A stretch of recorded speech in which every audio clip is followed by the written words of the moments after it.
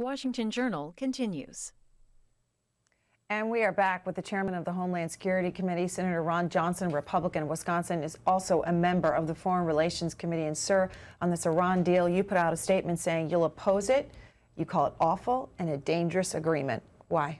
Oh, good morning. Good morning. My objection is pretty simple. We have in Iran the largest state-sponsored terror, and we're going to allow the injection of initially tens of billions and over time hundreds of billions of dollars into that economy and into the military of the largest sponsor of state terror, and we're expecting no behavior modification whatsoever.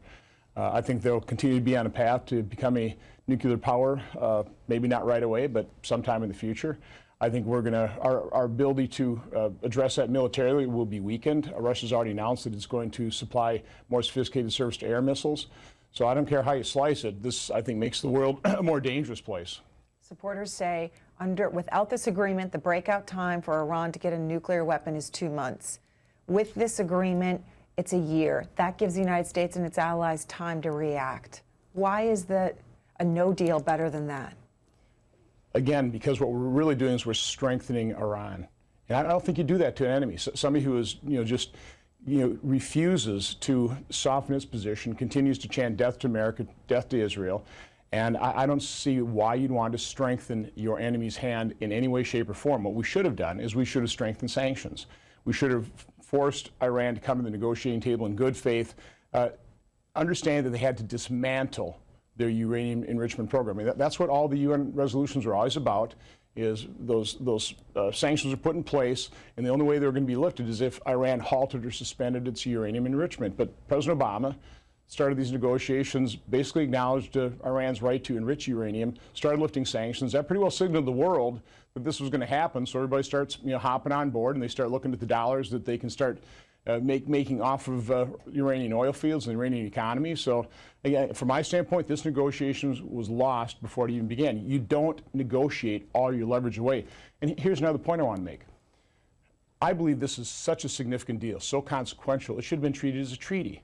But President Obama is just treating it as an executive agreement, which from my standpoint is a pretty low-level international agreement.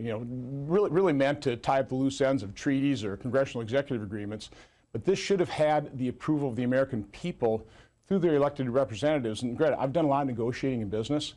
I found it was very helpful, strengthened my hand when my negotiating partner realized I was just speaking for myself. I had to actually, answer to owners or board directors. Well, had President Obama initially said this is going to be a treaty, and I can't agree to this, the American people won't agree with this. And we're seeing that in public polling right now. It would have strengthened his hands. I think we would have had a far better deal that would have actually potentially modified Iran's behavior, forced them to give up their enrichment program, and it would have made the world a safer place. But we're in right now this place, and it's going to be an awful deal. And explain for those that don't know procedure. If it had been a treaty, then what would have taken place on Capitol Hill? The Senate would have had to affirmatively approve it with 2/3 of the Senate voting for it.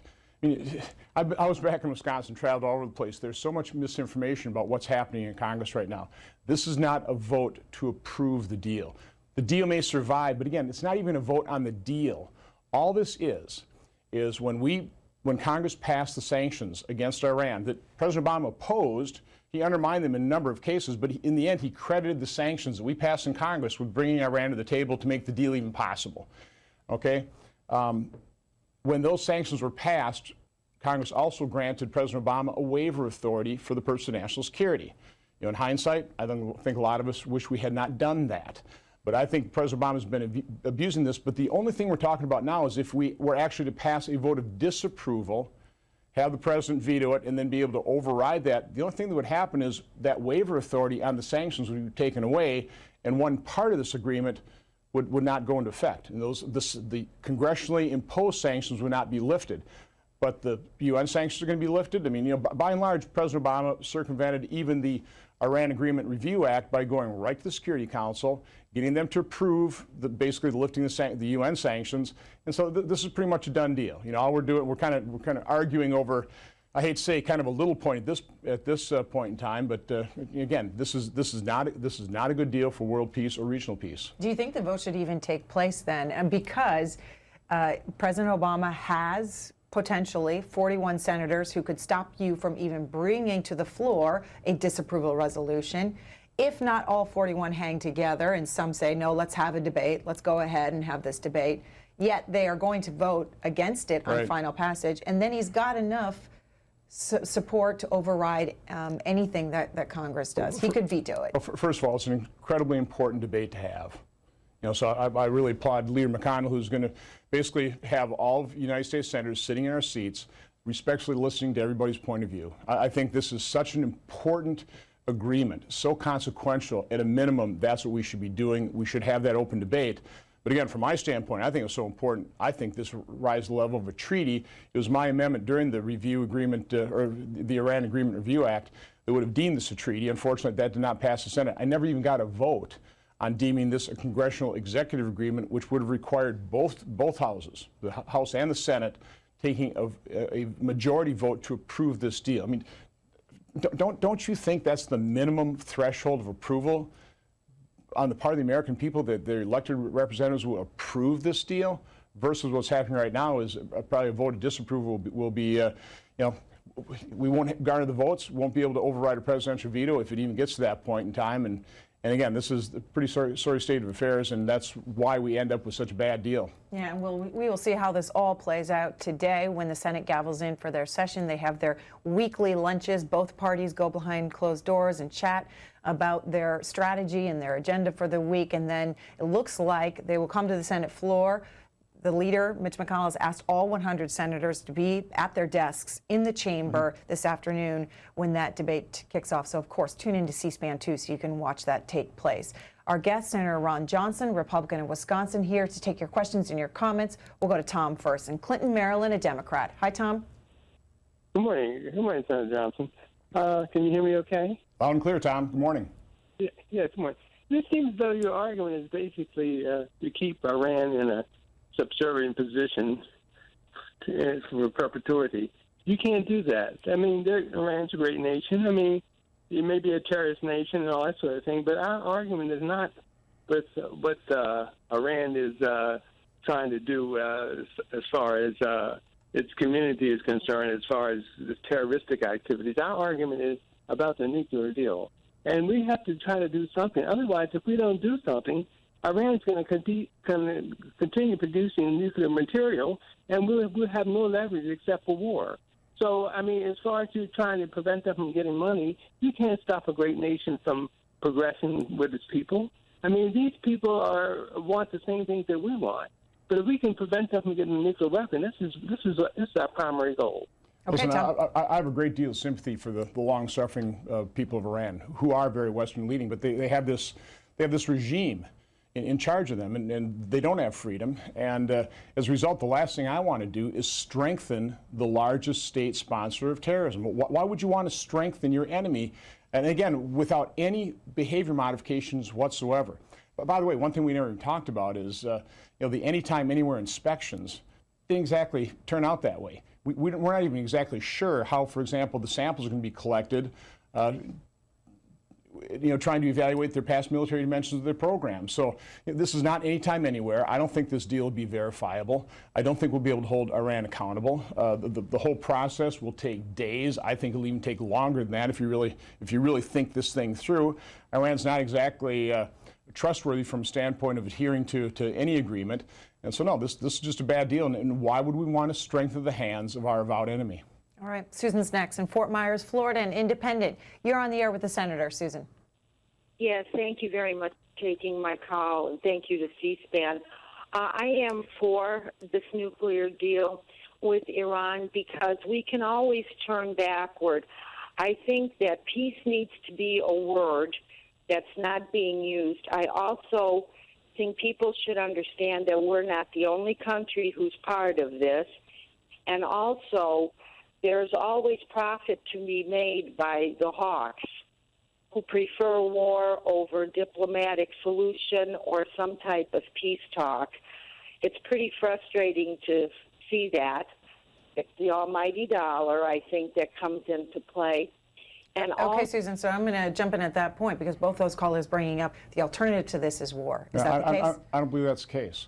And you can't always turn the clock back. When they become a nuclear power, and I think they will, I think everybody concedes that this makes it far more likely, maybe not right away, but 10 or 15 years down the road, which, in the span of time is not that long a time period, you're not going to be able to turn back that clock. We haven't been able to turn it back on North Korea. And, take a look at the events happening in Syria, how that is spinning out of control. You can't look at the Middle East and say, well, that'll never affect us. It will affect us. It is affecting us. And it's going to have spillover effects. So again, I mean, my bottom line is it's pretty simple. You can look at all the details of this deal, but why would you try and strengthen the hand of your enemy? I just think that is just on its face a crazy thing to do. Is it realistic to think, though, that you can go back to the negotiating table? Our allies who were at the table are saying no. Well, it's part of the problem we have that I have with this president. He has made matters so much worse in so many different areas, both domestically as well as internationally. So, yeah, I mean, when we had a stronger hand, when those sanctions had brought Iran to the table, but when the first words out of their mouth is, we're not going to dismantle our program, we should have walked away and said, okay, we're going to ratchet up sanctions, which a number of us on a bipartisan basis wanted to strengthen those sanctions, to strengthen our negotiating leverage, to force Iran to dismantle its program. President Obama opposed that, just like he opposed the 2012 sanctions, which in the end, even he admitted, at least brought him to the table for this awful deal. So no, that's a false choice. It wasn't this deal or war. It's really this deal and what could have been a far better deal. But I'll be the first to concede, President Obama has frittered away so much of our leverage, put us in such a weakened condition, strengthened Iran's hands. Again, I think everybody realized we're the world leader. This deal is going to happen. They saw how desperate President Obama and Secretary of State Kerry were to make this deal. So they hopped on board. They started, well, if this is going to happen, we at least might as well have our commercial interests in there doing the deals on the oil. Russia's saying, well, we might as well supply that surface-to-air missile system. That'll put money in our pockets as well. So, yeah, I mean, there's definitely commercial interests in place, which also shows what a lie snapback sanctions are. Once these sanctions are relieved, once they're lifted, and the dollars start flowing in and investments in Iran, how do you snap that back?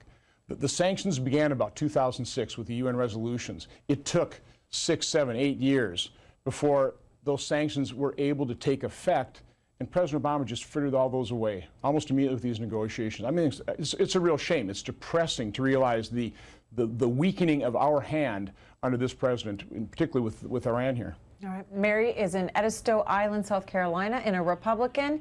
Good morning. Welcome to the conversation. Senator, Hello, Mary.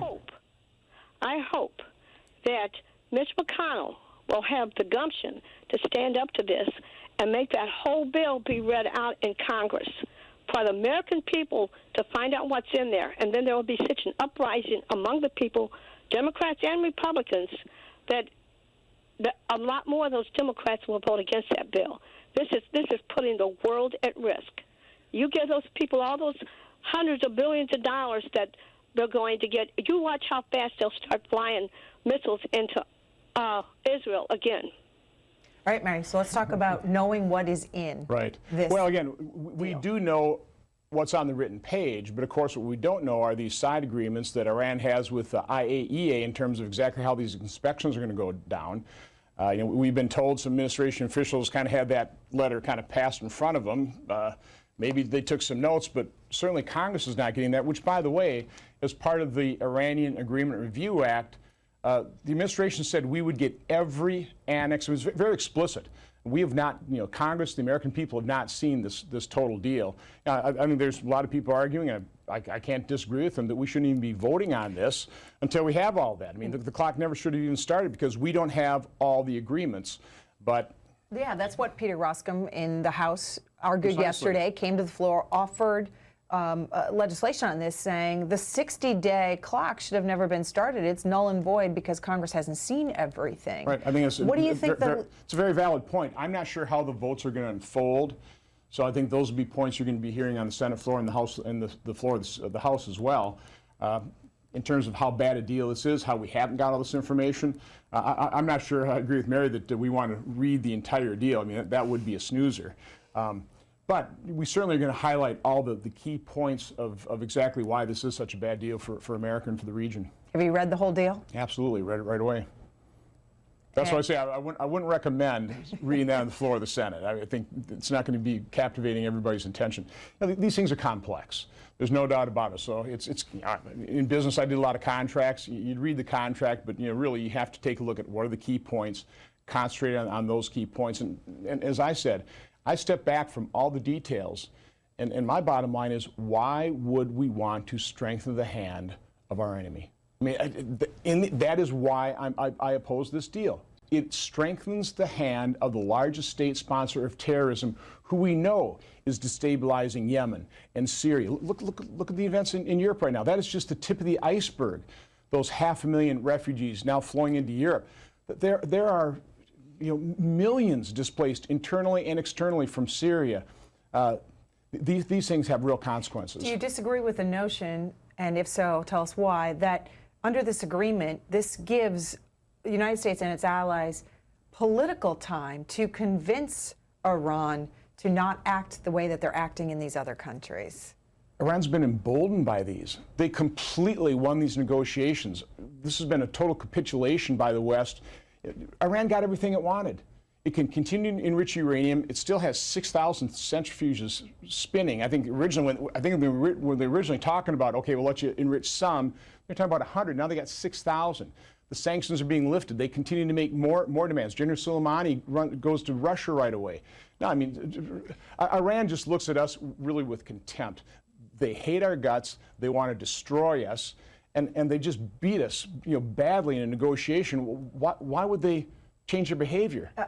I want to talk about the uranium enrichment part, because it's something that you focused on a hearing recently. And according to the U.S. Nuclear Regulatory Commission, bomb-grade uranium is above 90%. Under this, Iran has agreed to lower what they have at 20% right now, all the way down to 3.7. Why is that not good enough?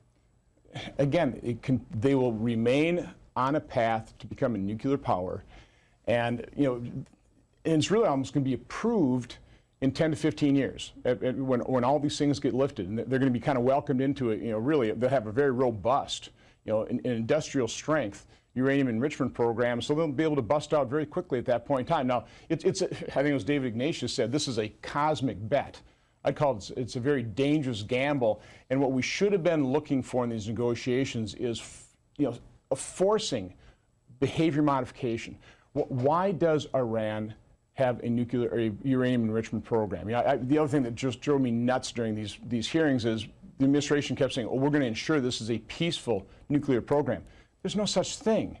I mean, if they wanted, peaceful nuclear power, they could have easily just purchased the nuclear material on the outside market like other nations do. The only reason they enrich uranium is they want that blackmail of having a nuclear weapon. So it's just obvious.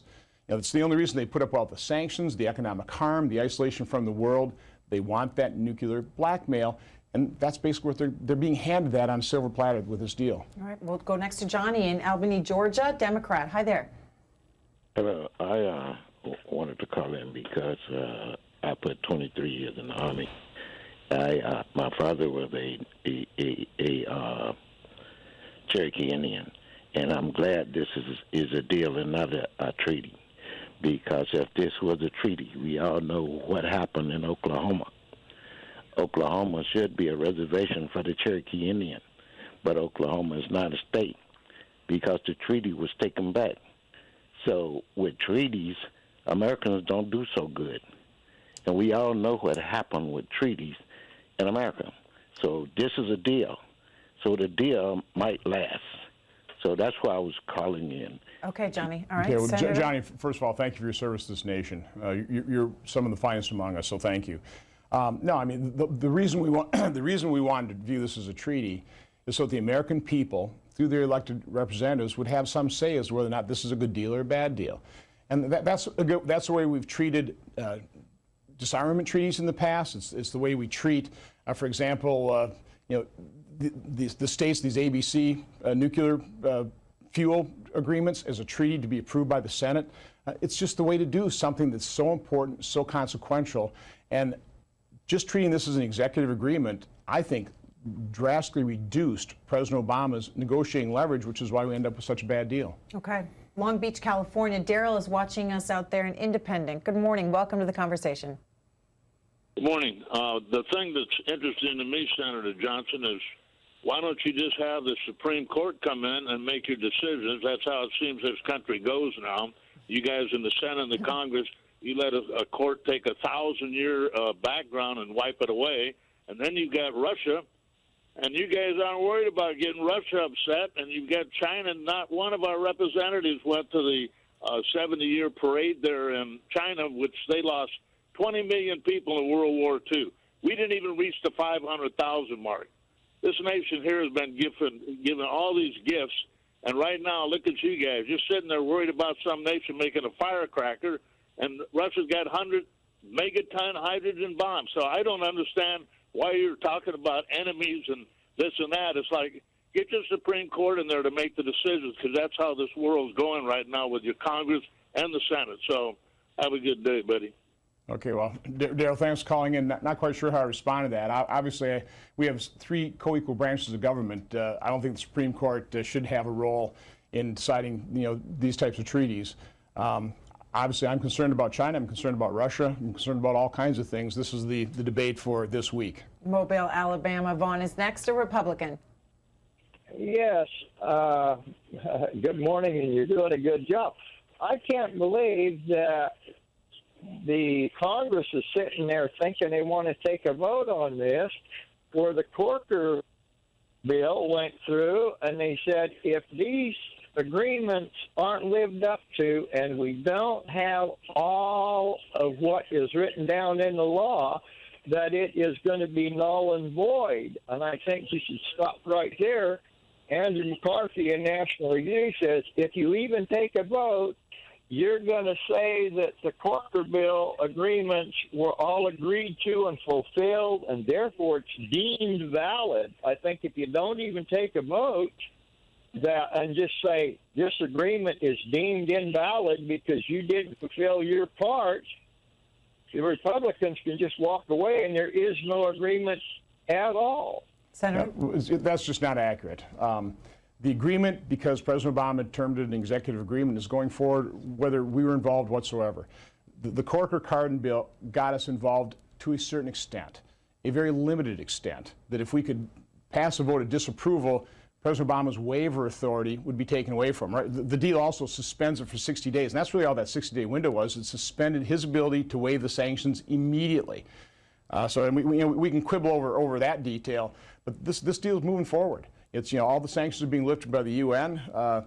Kind of Katie bar the door on this thing. So now we're going to have this debate, but we do not have the power to stop this deal, by and large. All we would ever have the power to do, based on, because it's the only thing Democrats would approve of, because we had to pass a law to get involved, is to take away President Obama's waiver authority of those sanctions. So now, the other thing I'll add is sure. what this deal doesn't do is permanently lift the sanctions. Those sanctions will still be sitting there, which right now the grand leader, Ayatollah Khamenei, is saying that no, these things have to be totally lifted, or they're not going to honor the agreement. So already, this thing seems to be falling apart. So the debate that's taking place this week is on a vote to disapprove of the Iran nuclear deal. The president, though, has 42 supporters, which means Republicans don't have the 60 votes that they likely need. This is going to be a 60-vote threshold, any way you cut it, for them to get a disapproval passed and sent to the president's desk. But again, I have to point out, even if we could get a vote of disapproval, it doesn't mean like the deal goes away. Yeah. All that gets taken away is President Obama's waiver authority on congressionally imposed sanctions. That's all. That's the only involvement this administration would agree to. And because we had to pass a bill and have him sign into law, we had to get his agreement. And so this is pretty weak tea. There's no doubt about it. I wasn't that nuts about this Corker-Cardin bill. Either internally I voted for because I thought it was better than nothing. Based on the confusion it's sowing, I'm kind of scratching my head whether it was better than nothing. Yeah, and so while the Senate goes to the Senate, all 100 senators will be potentially at their desks when the Senate takes this up this afternoon. While that's happening in the Senate chamber, outside the chamber, 1 p.m. Eastern time here in Washington, there will be a rally to oppose this deal.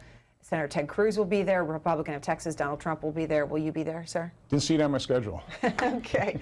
Let's take some more calls. Michael, Tulsa, Oklahoma, Democrat. Hi, Michael. Yes. I was just wanting to say he don't want to read the whole bill on the floor because he don't want everybody to see really what's in it.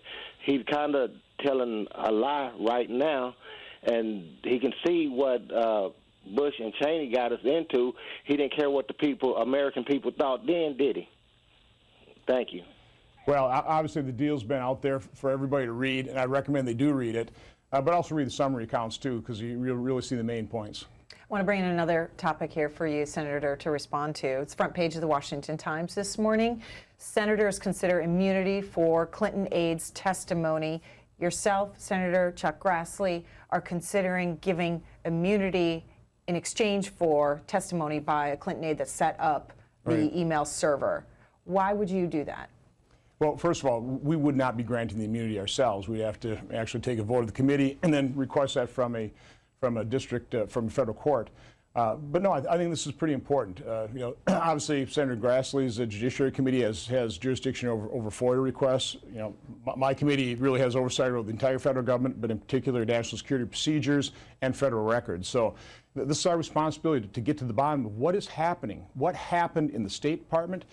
This is very serious business. Now that we know that classified, top secret information passed over that, was contained in some way, shape, or form on that server, it was very unsecure. We need to find out how unsecure. We've got to be pushing the intelligence community, the State Department, to find out exactly what was on those servers, because let's face it, our enemies have some pretty sophisticated capabilities of hacking into systems. So I think we have to assume from a national security standpoint that anything that passed over that server that was top secret or classified might be in the hands of our enemies. How does that compromise our national security? How could that compromise people's lives? There are agents out there that if their cover is blown, their lives are put in jeopardy. So this was a stunning dereliction of duty by the former Secretary of State. Somebody who right now is running for president. People need to understand how serious that dereliction of duty was, and it's our responsibility to find out what is happening within this administration where this was condoned. I mean, anybody that got an email from Secretary Clinton realized she was not using the State Department server. That should have been setting off all kinds of alarm bells. And this isn't the only agency or department that we're seeing this type of thing, where heads of departments, secretaries, are setting up their own private email accounts to basically circumvent FOIA requests. So they can do all kinds of things behind the scenes, and that's not what you can do within the executive branch in terms of running government. You have to have these things transparent so that the American people understand what you are doing as public servants working in the administration, the executive branch. The paper notes that what you're considering is an off-the-record discussion with this staffer so that you can know what he knows, and then you would decide to proceed after that. What does that mean? Well, that's kind of, I think they call it a proffer session. I'm not an attorney, but it's you get the individual's attorney in, and you find out, okay, what information does he have? And if we think it's so important that this is something that has to certainly be revealed to Congress as well as revealed to the American public, I'm not particularly interested in prosecuting this guy. We need to have the information. So then you just say, okay, we need that information. We'd go to the judge and say, this is important for Congress to have in its oversight responsibility, and we're just asking for a grant of immunity on this specific testimony. Okay, I also want to ask you, as you are the head of the Homeland Security Panel and member of Foreign Relations, about this migrant situation in Europe. The United States thinking that maybe this country takes in more of these Syrian and Iraqi refugees. What do you think about that? What sort of risk does that pose to the United States, if any? Yeah, I mean, you'd have to be very careful in terms of vetting any individual that we're going to bring in as a refugee. I think we're a compassionate country. We've taken in refugees. We're a nation of immigrants. We have that level of compassion, but these are different times. I mean, the threats from Islamic terrorism are real, and they're growing. They're not. We don't have Islamic terrorists on the run. It's a metastasizing and growing threat. And I would just remind people, we've kind of taken our eye off the ball in terms of the tragedy that is in Syria that has been going on now for years, the red line. The lack of resolve of this president as it relates to Syria. And I think a lot of us were warning the president, if you don't take action, if you don't take forceful action, if you don't develop a coalition to stabilize things in Syria, it's going to spin out of control, and it's spun out of control. I mean, you have millions displaced inside Syria, millions outside. The 500,000 is just the tip of the iceberg. And so hopefully this is a wake-up call, And people realize that you cannot confine the problems to the Middle East. It's going to have spillover effects. It not only affects their lives, but it affects America's national security as well, and really, quite honestly, the world's peace. Would you agree to raising the number of Syrians that are allowed to come here? Right now it's 1,500 a year. Would you agree to raising that? Well, I'd want to see exactly what's put in place in terms of making sure that we vet everybody properly. Okay, that'd be the first thing. What is the vetting process? Because I think we found in the past we don't do a particularly good job of that. You know, we have a completely broken immigration system here, and we need to fix it. So I'm happy to take a look at that. The real solution is we have got to show leadership, and hopefully this will be a wake-up call to Europe, because they've been standing back in this situation too, and they realize, you know, the smart thing to do is develop a coalition and go in and stabilize Syria. Well, that's now it's going to be messy. It's not going to be risk-free, but take a look at the alternative. You know, take a look at these displaced individuals and how that, quite honestly, that level of refugee flow to the surrounding states and now into Europe, that starts stabilizing other countries as well. So this has a very dangerous spillover effect we ignore at our own peril. Well, the Wall Street Journal this morning has a headline on that, sir, and it's U.S. allies focus on Islamic State in Syria. With refugees flooding into Europe, the United Kingdom and France are now poised to join coalition airstrikes. Well, you know, I'm afraid it's going to take more than airstrikes. We have to have a plan. We have to have a strategy to stabilize that region. And, you know, I hate going back in history, but you have to take a look at the mistakes that were made and the fact that we did not leave a sufficient stabilizing force behind in Iraq. You know, we won Iraq, we lost it, we won it again, and we lost it again. And even though I realize that that coalition of Sunni and Shia and Kurd was a very fragile coalition, it was only America that was going to be the glue that bound that together to stabilize not only Iraq, but had we left that stabilizing force, I don't think we would have been allowing, for example, the supply overflights from Iran into Syria. Just going back to Iran. Again, one of the reasons Syria is spinning so out of control is because of Iran. And now we're going to do a deal with them. We're going to strengthen their hand and allow tens of billions, hundreds of billions of dollars flow into that regime. So you have to take a look at what happened in the past. And I don't believe America is in a position where we can be the world's policeman. But when it's in our national security interest, and I hope people are starting to realize the Middle East is in our national security interest, and we have the capability of stabilizing a region. I think we should be right now setting up a base inside the Kurdish region. That's largely stable. They have proven themselves to be good allies. Let's make sure they're not threatened by ISIS. Where we can stabilize the situation, we should. And again, now things are spinning out of control in Syria. They'll continue to spin out of control until that situation is stabilized. This is where we need the world to come to the realization, and then we need American leadership, because without American leadership, these things don't happen. So President Obama's strategy of peace through withdrawal has been a miserable, I mean a miserable failure. And you know, I adhere to this peace through strength. You know, I would prefer not having to spend all kinds of money on the military, but this is a dangerous world. The dangers are growing, they are real, and we better make sure that we don't hollow out our military, and we've got to provide American leadership. If we withdraw, very bad things happen in the world. Let's get back to calls. Robert is next in Nashville, Tennessee. Independent. Robert, thanks for hanging on the line. Good morning. Yeah, just like to say the Republicans have a credibility problem because they lied the country into the war in Iraq. Also like to say that $100 billion is not us giving $100 billion to them. It's Iran's money that was frozen because of these sanctions.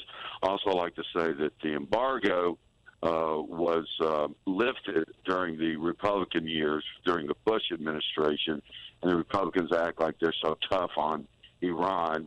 And the embargo happened during the Clinton and the Obama administration. And one last thing, sir, you are a United States senator, not an Israeli senator, and people in this country are changing their minds, and you all need to get wise to the fact that people are changing their minds to what the Israelis are doing to the non-Jews in Israel, Palestine, Robert, which is... Robert, hold on, because Robert making an accusation that you are doing this because of support for Israel. So why don't you respond to that? First of all, obviously I support the state of Israel, but you know, I was an accountant in running a manufacturing plant when all these decisions were made. Coming from a manufacturing background, I know how to solve problems, and it starts with acknowledging, recognizing, defining reality. And the reality situation right now in the Middle East is not pleasant. And so I'm looking at this thing totally, you know, I was not part of the decisions that came to this, that brought us to this place. But you have to take a look at the reality situation, and you have to respond to it. And I think you have to take a look at the reality that when we withdrew, and again, forget whether we ever should have gone in or, you know, we had stabilized that situation. President Obama had a stable Iraq. And when we withdrew, it destabilized again. And now all these events have unfolded and spun out of control as a result of our not staying there and providing that stabilizing force. So, no, I'm just looking at the reality situation. There's no, from my standpoint, there's no partisanship in this whatsoever. I'm just looking at the reality situation. What hasn't worked? What are we going to have to do? And recognizing the reality situation, this is not isolated to the Middle East. We're seeing, in terms of the refugee flow into Europe, that the events in the Middle East do not stay isolated to the Middle East. And let's face it, we buried our head in the sand in the 90s when Al-Qaeda declared war on America, and we just refused to accept it. And the result of that was the slaughter of 3,000 Americans in 9/11. So again, we ignore these threats at our own peril. As much as we would like to, let's not face the reality, we have to face the reality. By the way, support for this disapproval of the nuclear deal has 58 senators that want to disapprove of it, and that includes 4 Democrats, Senators Ben Cardin, Menendez, Schumer, and Senator Joe Manchin of West Virginia, who just announced his opposition yesterday. Sherry in Lawrenceville, Virginia, Republican, good morning to you. Hi, good morning. I'd like to thank C-SPAN for the opportunity to take my call. I would just like to say, for all the Americans out there, I've personally been dealing with Iran since 1983. I know quite a bit about these folks.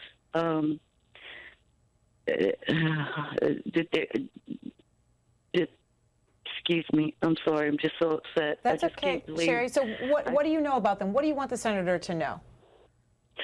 I just want them to know that the Iranian people themselves are not bad.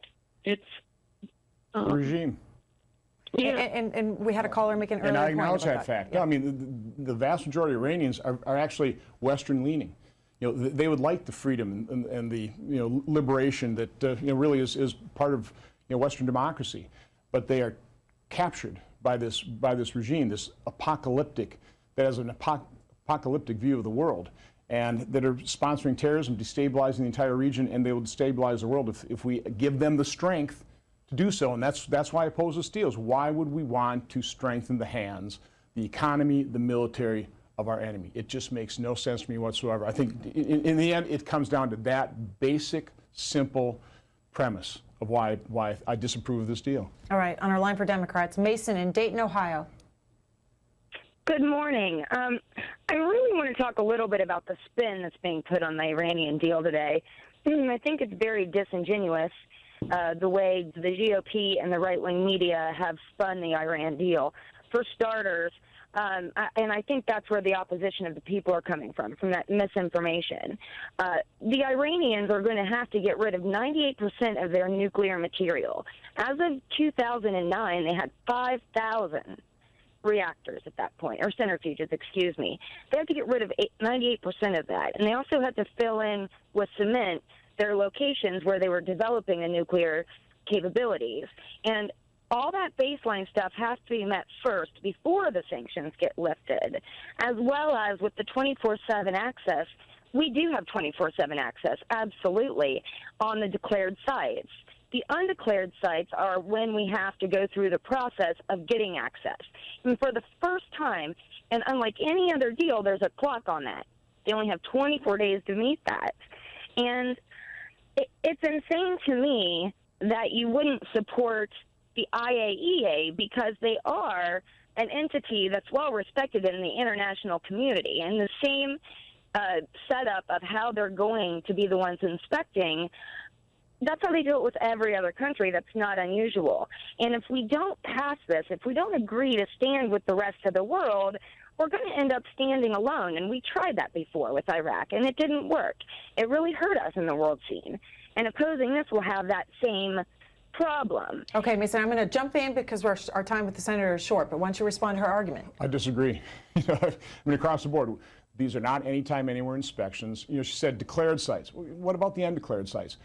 We don't know. We won't have good information in terms of past military dimensions of this program because that's part of the secret deal there with the IAEA, that now we're being told that they won't even be collecting the samples themselves. The Iranians will be giving them the samples. So, I mean, that's an absurd process. So no, this is not a verifiable agreement. We will not be able to hold Iran accountable. And I'll keep going back to the point. Why would we want to pump billions of dollars? I know it's their money, but right now it's frozen. Why would we give them access to their money to strengthen their economy and their military? $150 billion, is that right? It's, initially it's maybe $56 billion, but there's probably $150 billion in some way, shape, or form.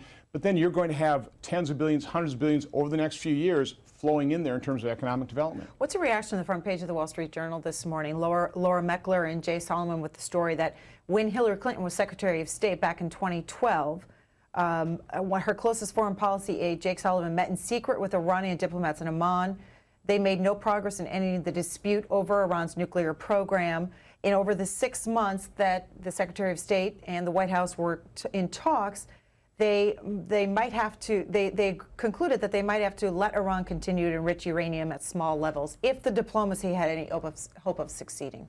Well, listen, I don't mind taking a diplomatic approach. I think you need to be careful to elevate some of that diplomacy when you're dealing with the state-sponsored terrorism. You don't want to give them that status. But listen, I think you have to talk to your enemies. But again, you also have to be realistic in terms of the assessment of them. And when you see no behavior modification, when they continue to chant death to America, death to Israel, and you're just taking this as, again, as David Ignatius said, a cosmic bet. I mean, hope isn't a strategy. It just isn't a strategy. You achieve peace through strength, and what this administration has shown is basically weakness. Okay. And is completely taken advantage by the Iranians. By the way, Hillary Clinton talking at the top of the hour here in Washington at the Brookings Institution on this nuclear agreement. We'll have coverage of that on C-SPAN 2 this morning ahead of the Senate coming in. Also, real quickly, Planned Parenthood debate, defunding them. Where do you stand on that? Is it worth, do you think, shutting down the government over it, or is there a way to get around it? First of all, nobody's talking about reducing funding for women's health care. We all support that.